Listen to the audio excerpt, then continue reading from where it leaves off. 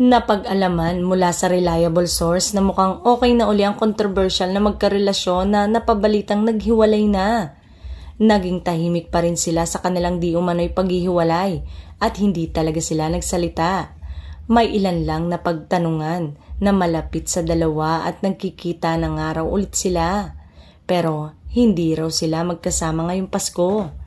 Sa New Year daw sila magkasamang magpapaputok at pagsasalubong ng bagong taon. Hindi lang daw umano sure kung magiging open sila sa pagbabalikan dahil sa mas gusto na talaga nila ng tahimik na relasyon at hindi na isama sa kanilang trabaho bilang artista.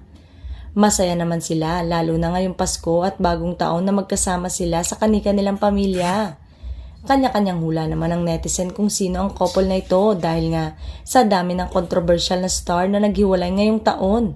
May mga humiling na sana ay sina Kat at DJ na daw ito dahil marami pa ring fans ng Katniel ang umaasa na muling magkakabalikan ang kanilang mga idolo.